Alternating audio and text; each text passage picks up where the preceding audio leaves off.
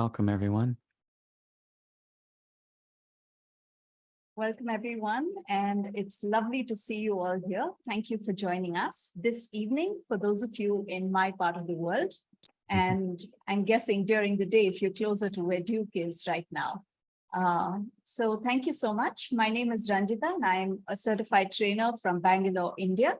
And I'm also a member of the NVC Academy. And I'm absolutely thrilled to be hosting this conversation with Duke today. Before we get started, we'll be streaming this event on Facebook Live.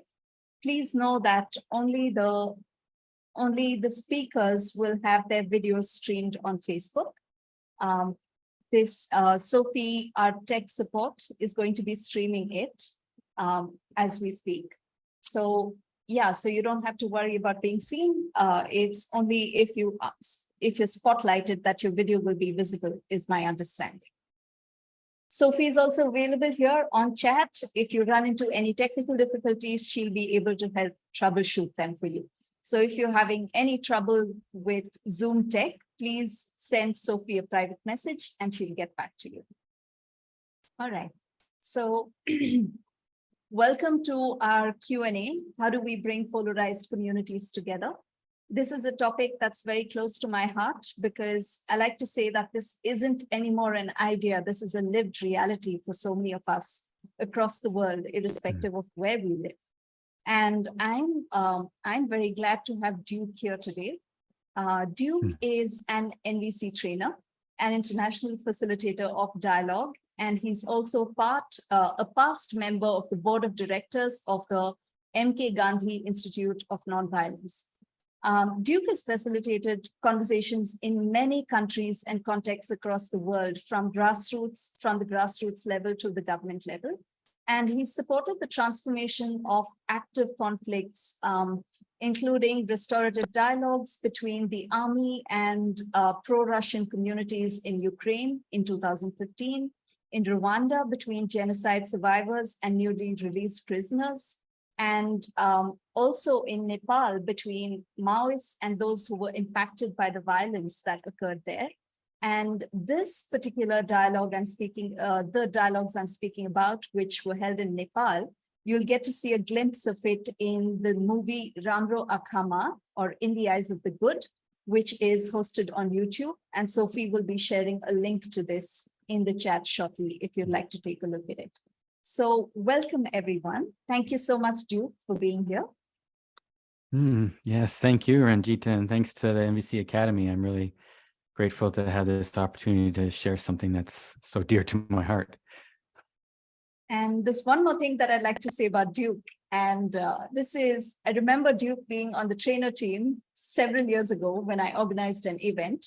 And and something painful and difficult came up in the community that was gathered there together. And what I saw Duke do, my memory of Duke from that time, is that he stepped up to say, hey, we can actually hold space for dialogue around this, because my memory is that emotions were high, people were charged, and Duke offered, I think, close to a whole days of a restorative dialogue to have all voices heard. And what really touched me about that was Duke's willingness to adapt to the circumstances that were presented before us, and just his capacity to stay for intensity and create a space where different perspectives could be not just brought in, but actually welcomed and heard by people who saw things differently. So that's something, Duke, that really, that's one of the first things that comes to mind when I think about you. So my first question is actually related to this. You've facilitated dialogue across the world in so many contexts. What is it that you've learned about conflict? What have you learned about peace in this work? Yeah, thank you. Yeah, well, in our world today, there's a lot of sort of increasing uncertainty. And so that tends to, bring up a lot of fear in people, because we have climate change, we have, wealth and power gap, we have racism, unpredictable job market, increasing violence in many different places in the world. So it tends to bring up a lot of fear in human beings, which is natural. Unfortunately, one of the things that we do as human beings when we get scared is we kind of pull back. We kind of want to get closer to our group, which is, the safe group, which we think is a safe group. So we tend to withdraw and be, to where we feel more safe, where sort of we think people share our beliefs, our interests, our opinions. And unfortunately, when we do that, especially as the fear increases, we can, the boundaries between us and them, we start to sharpen them to try to make it more safe. And one thing that, Dominic Barta, the originator of the Restorative Circles, said to me many years ago, and I found that it really stays true, is that the more we pull away from that conflict, it doesn't actually make us safer. That if we could be willing to walk towards conflict, that's actually when we become safer. But it seems counterintuitive to us to want to do that. And yet, that's, as you described, in our time together in India or in the dialogues, that when people do have the courage to walk towards conflict and, and we create an environment where they can be heard and hear each other, then that actually decreases the conflict and it decreases the fear. But when people aren't used to it and when we get more and more polarized, it becomes more and more challenging to want to walk towards conflict or be willing to do that. And so the more examples we can demonstrate of what happens when we walk towards conflict in a positive sense, then that hopefully will encourage people to see that pulling back and pulling away from each other is not a solution. It's not going to lessen our fear. It actually makes it worse. I like what you say about it being counterintuitive, because every time I notice a conflict, there's something within me that tenses up and says, oh, just get out of this when you have a chance. And I'm also resonating with what you're saying about the more we pull away, the sharper our images get of the other as being the other and the demarcation between me and the other person. So I want to lead us into a little bit of looking at polarization and how we handle it personally, because I know I can imagine that's true of many people who are in this conversation right now. When we have so many messages that are actively urging us to pick a side, to identify ourselves as an us versus a them, it can be so hard to do that. And especially when the person that I'm thinking about engaging with people in my family and my social circle was so dear to me, and yet there's something that we just can't see eye to eye about when it comes to maybe political issues or climate change or COVID. It seems like, there's this person I hold so dear, and yet I can't bridge the gap between us. And I guess that comes from a little bit of, wow, this cause is so dear to me. And at the same time, so is this relationship. And I almost have a sense of, I need to choose between one or the other if I try to approach this conversation. Is there something you could speak to about that? Yeah, I think that's true. I mean, you're really speaking to that's one sense of, I want to stay safe, and so I want to pull back. But yet, like in a family member, for example, this is someone that I care about, I want to have a relationship with.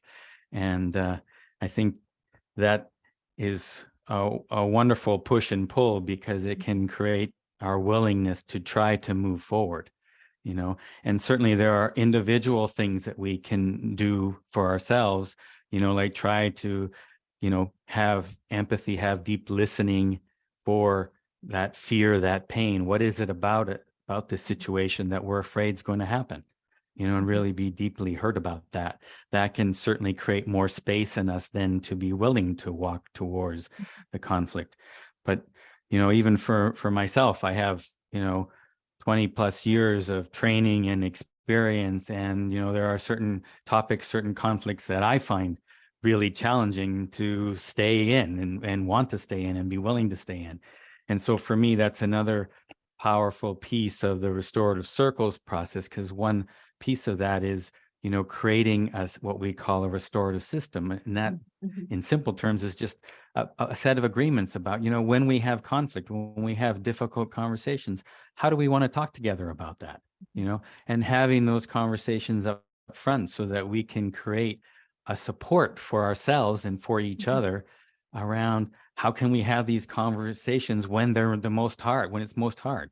So rather than just relying on, I've got to be amazingly skilled and in the hardest situations, can I have a system set up, a way of talking together that, structures and processes that really enable me to use those skills when it's most difficult, or find those skills, because I think we all have them at a certain level. But if I don't have that support in those difficult conversations, my other tendencies to pull back or to demonize and find something wrong with you are going to take precedent. So in a way, it's almost like distributing the load. And can I borrow your capacity to truly listen and make space if I'm out of it myself for right now? Yeah, I think that's another huge benefit of the Restorative Circles process. Not only does it give us some sort of structure or process, but when I'm not able to listen in this moment, well, there's someone else here in the circle who maybe can. And through their listening, I get to hear what that person was saying. Or if the person I'm speaking to can't hear me, maybe someone else can, so that I get heard in the way I need. So it's that way is super important. I can't tell you how many times in circles it's been that person who we at some level thought was outside of the immediate conflict, who kind of said or did things in the circle that was key to us being able to move forward. I'm imagining that also, in a sense, it takes off some of the immediacy and the pressure of, I have to be present. I have to be able to make space to listen to the other person, no matter what. And I have to be able to put across my point of view in a particular way. It really means, okay, I can be here and I can receive the support I need to show up in the way I'd like to. Yeah. I think, again, it doesn't depend on, me being sort of fully present and fully tanked up with empathy or whatever it might be to be able to receive whatever is coming at my way. That's when I have a community around me who's all in this dialogue together. They can be super supportive, and hearing that person when I just don't have it to give in that moment, or hearing me when the other person doesn't have it to give. And that really helps us then together to move. I don't feel so alone with it, or so put on the spot like I have to be the one to do it. I want to acknowledge Pam's comment in the chat. Pam, I'm hearing that you'd like to know more about the circles. We'll come back to that in a bit. And if there's anybody else who has questions that you'd like to hear from Duke about, please put them into the chat and I'll bring them into the conversation as well. So Duke, this work that you do is challenging and it's sometimes dangerous, because I also know that you've gone to places where there's armed conflict and held negotiations and dialogue there. What keeps you engaged in this for years now? Yes, I think there's a few things. I mean, there's a overriding kind of a dream or a vision, that I've seen happen and hold, that how we can be together as groups, as communities, where we don't have to pull back, we don't have to resort to violence in various forms to be safe. And in fact, that's not how we're going to be safe. And so that vision of, can we, well, a vision, I guess another way of saying it is that, conflict is natural. It's going to happen because we all see the world a little bit differently. And rather than pulling back and being afraid of that, is there a way we can be together that we can learn from it? Oh, so what's happening here in our relationship that isn't working somehow in the best way it could? Let's learn from that so we can make it work better, so that we can all, contribute what we have to contribute in the world. So that's one thing. And then in being again and again in different dialogues all over the world, I'm constantly in awe, literally in awe of people's strength and courage. To see, for example, in Rwanda, people whose families were murdered, and that person who did the murder is sitting right across the room from you. And to see the courage and strength of both of them to stay in the room and to hear each other's pain and what I caused, or what what happened to me and my family. And that courage and strength of people to stay in the room, even when it's most difficult, is awe-inspiring to me, and so like such a gift. And then, when they have those moments of transformation where people see each other in new ways, when they saw each other as complete and total enemies before, that feels like a holy instant, a miracle. And to have any small part of being in the room when that happens is enormous motivation for me, because it's so inspiring and so beautiful to be a part of. So so in a way I feel a deep gratitude and for just having the possibility of being in that space at some point. I'm so touched to hear you talk about the courage that's needed to actually sit across somebody who's actively maybe caused harm to someone, a loved one, I can imagine. What does it take to be able to do that, or to even start seeing the other as human? It takes strength and courage, and for me, it's also creating the environment or the space where that can happen. It can be challenging to bring, especially strongly polarized groups, whether it's polarized through beliefs and ideas or through violence of some form. But yet I've been really surprised that when you speak to the different groups and really offer a way forward that they can start to believe in or trust, they can see how it could potentially support.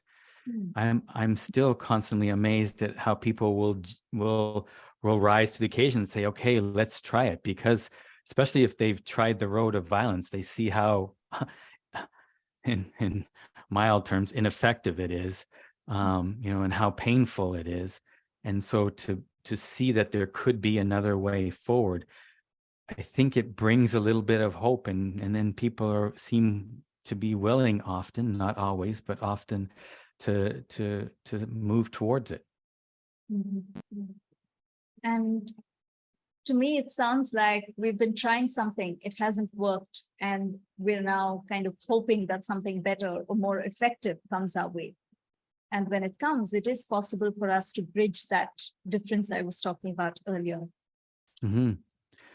Yeah, I think it's often, though, that there's so few examples in the world of that happening, at least certainly in the culture I grew up in. It kind of reinforces the us and them thing, and the way forward is through violence of some kind and defeating the other side and everything.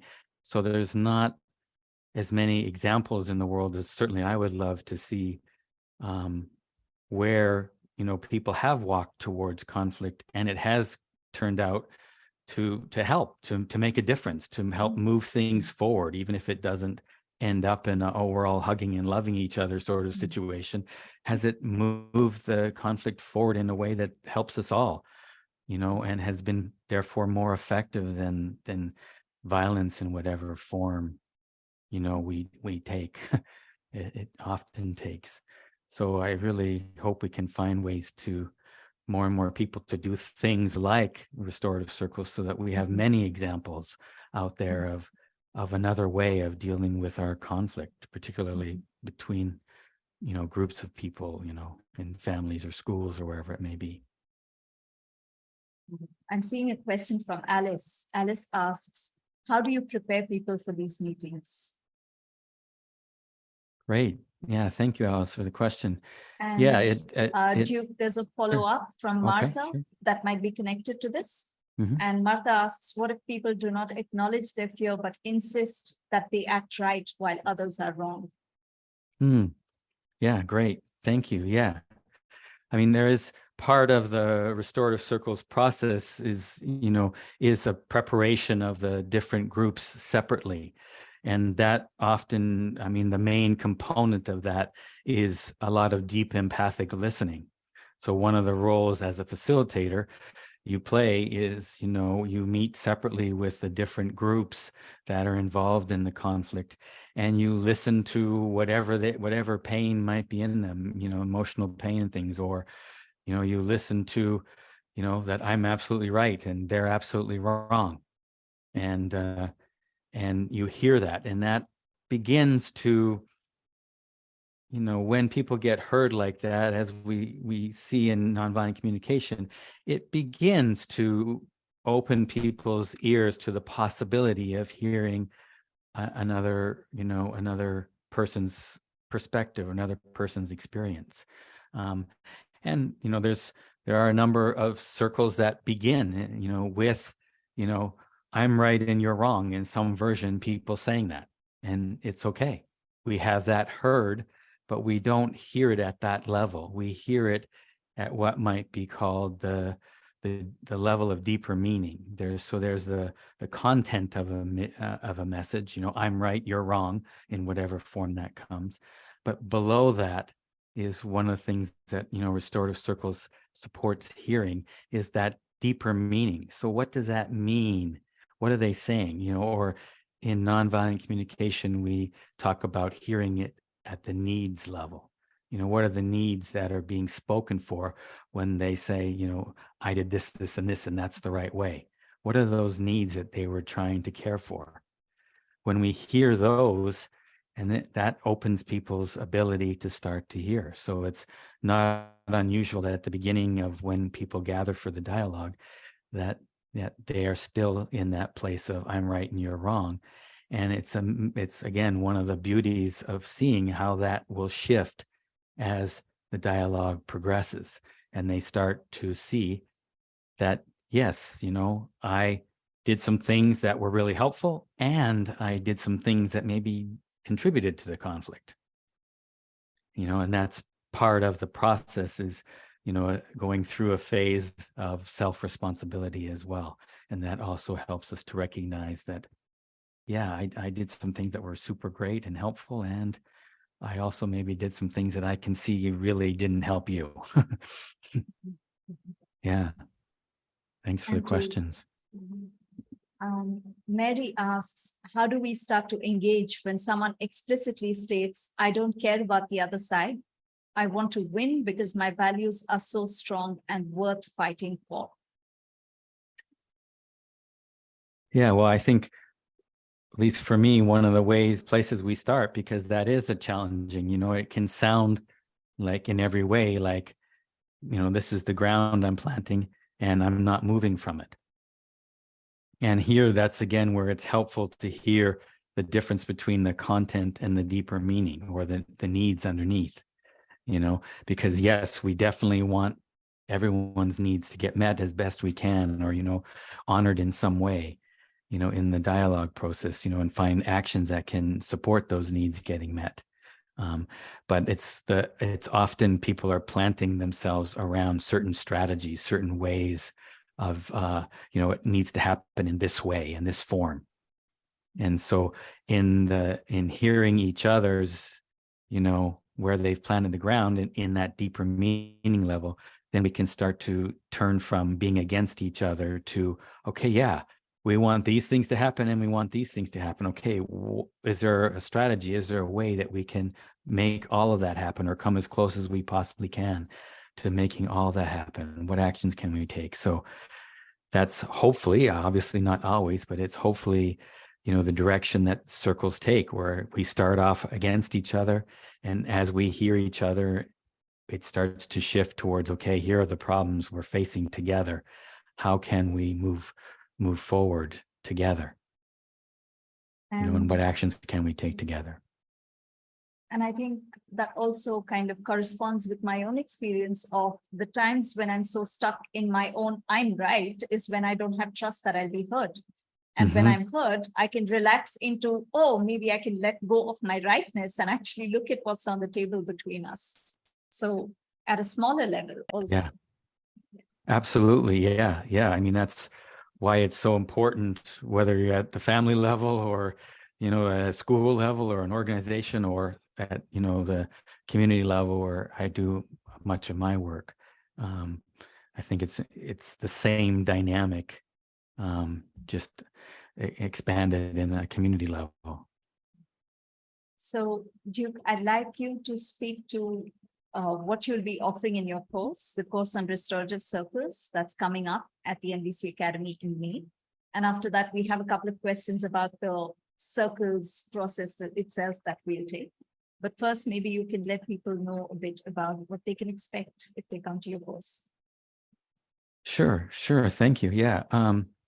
Well, for me, the learning is in the practicing. So, and the learning is also from each other, because we all bring a wealth of wisdom and experience, because we've all had conflict.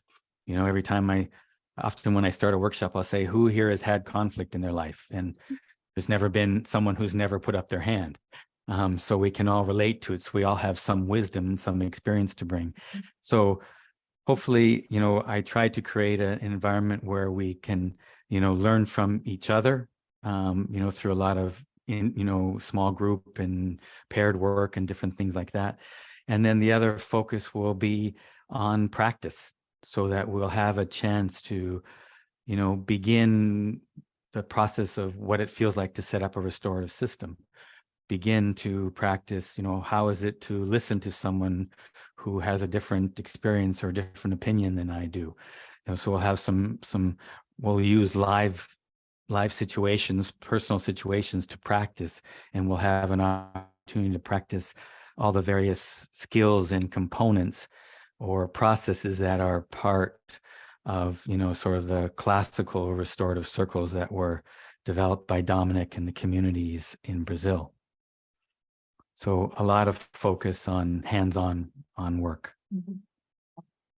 I think I saw a comment earlier about the framework of restorative circles. Could you speak about that? What are we restoring and what is this process about? So for me, one of the things I love about, have from the beginning and was searching for before I came across restorative circles, was something a way of working with conflict that didn't just focus on, well, you have these things that you want, and I have these things that I want. Okay, and so let's see, what will you give up, and what will I have to give up, and can I force you to take more of the things I want than what you want? And for me, though, working at just the issues level, yes, those things are important, but it missed something that was vital to me, which was relationship. So great. Yeah. I beat you down and I got more of what I want than what you got of what you want. But now we still have to live together. Great. And I still don't like you and you still don't like me. That's, a recipe for continued problems, even though we have agreement. So I really wanted something that focused in on relationships, and how can we learn from, what's not working in our relationship, and then rebuild that in a way that works better for all of us, not just for me or not just for you. And so for me, that's the beauty of restorative practices in general, and especially restorative circles, as developed in Brazil and with Dominic, is that it really helps us to work at the relationship level and build there. And then once we've, have built that relationship, rebuilt it some, then yes, let's look at the issues and how do we move forward together from here. But instead of ignoring that or pretending it doesn't exist, it focuses on that. Mm-hmm. And this would be something that ideally you talk about, because I heard you say earlier that let's talk about how we'll handle conflict even before we get there. So this would be ideally something that we've reached agreement on, using this as a framework to address any conflict that comes up. Yes, I mean, ideally, it doesn't always happen that way. But ideally, we would get together as a family and say, or, as a school or whatever, classroom, as a community, a neighborhood, we're going to have conflict. It's natural. There's nothing wrong with us if we have conflict, you know? And I don't know about you, but when I get into conflict, I really struggle to behave and act in the way that I would like to. I have this dream of how I'd like to do it, but I rarely do it. So is there some way that we can create a structure, a process ahead of time that will support us to act in our values when it's most difficult to do that?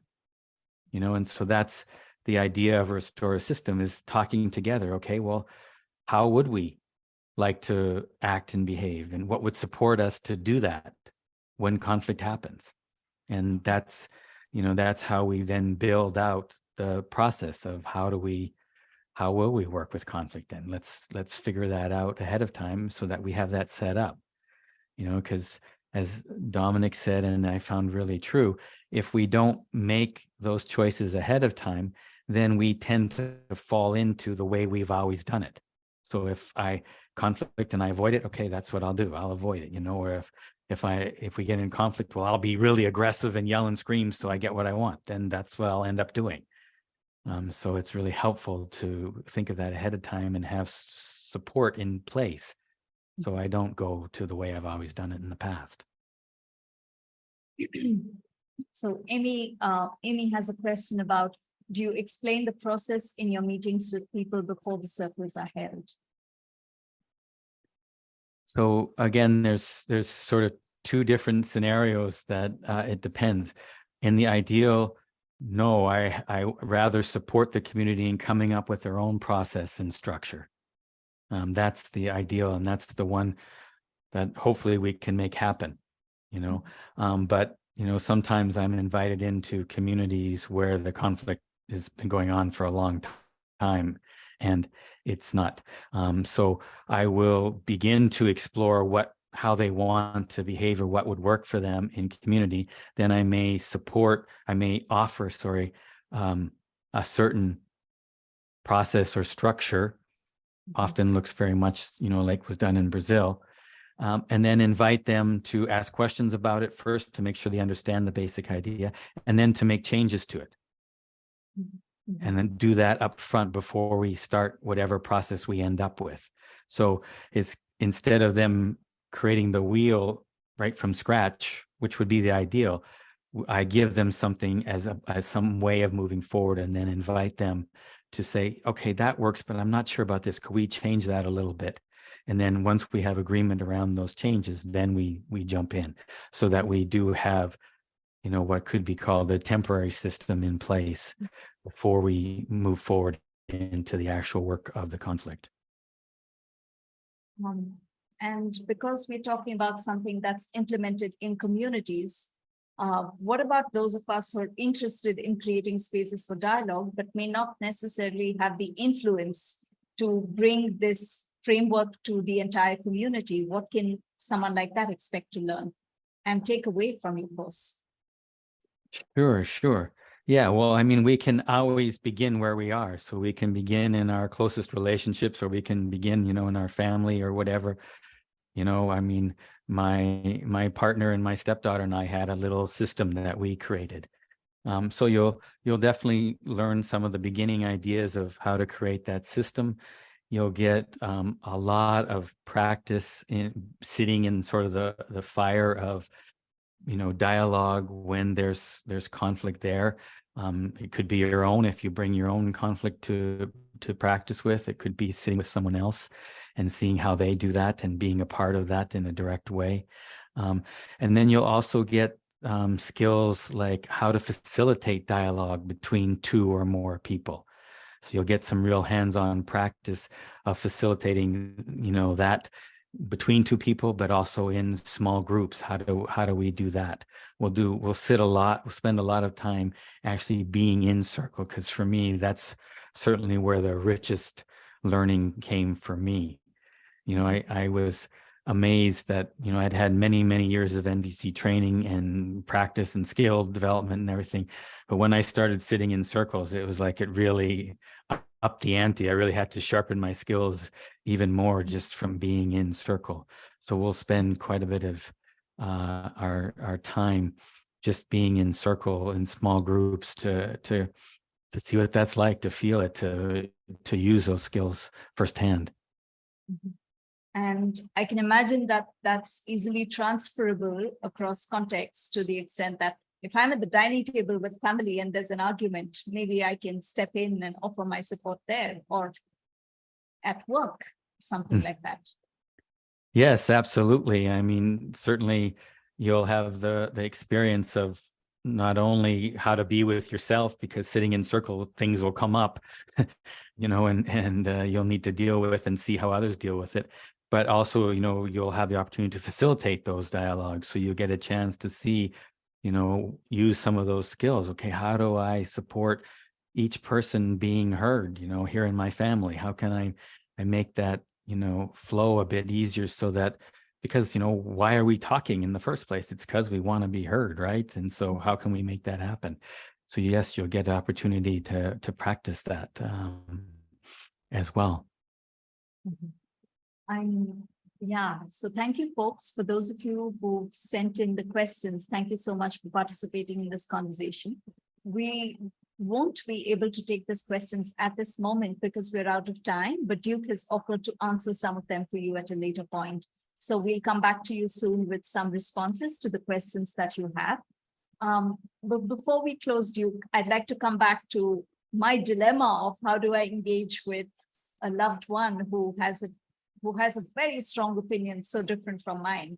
And I'm wondering if you could give us a couple of tips, or what are a couple of things we can do to start showing up differently in these conversations where there's so much polarization?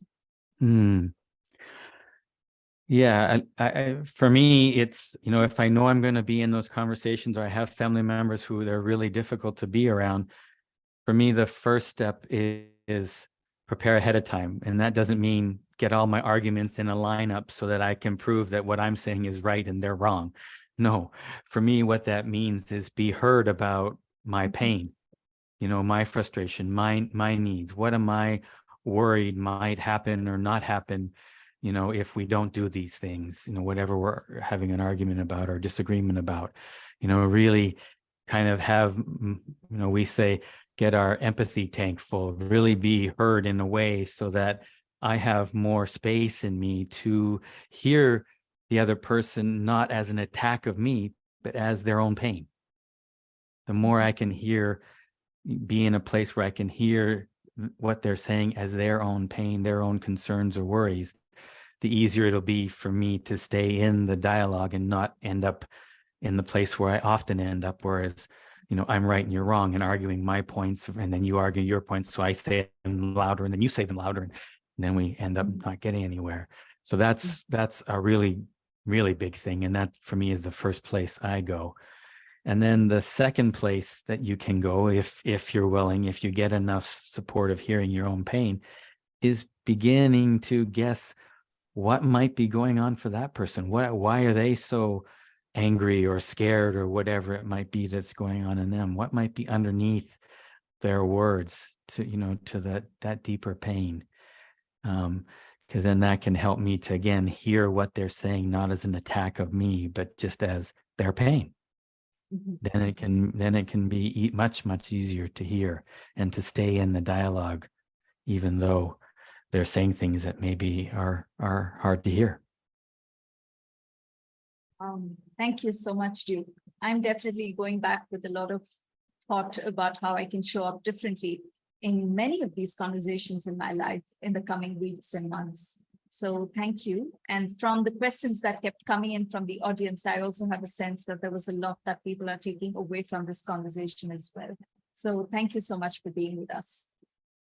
Yes, thank you to all of you for giving your precious time to be here. And thank you, Ranjitha, for supporting that, and Sophie for the tech support. I'm really, really grateful. And hopefully maybe I'll see some of you in the class where we can learn together. Yeah. And for those of you who'd like to know more about Duke's work, Sophie is sharing some links in the chat where you can get more of a sense of the work that Duke does around dialogue and restorative circles. And of course, we have our upcoming course, Restorative Circles, Transforming Conflict and Building Community Resilience. And because we're celebrating the launch of our new site, you can get 10% off if you sign up today. The links are in the chat, and we hope to see some of you in the course starting May 9th. So thank you, everyone, and see you. Take care, everyone. Thank you.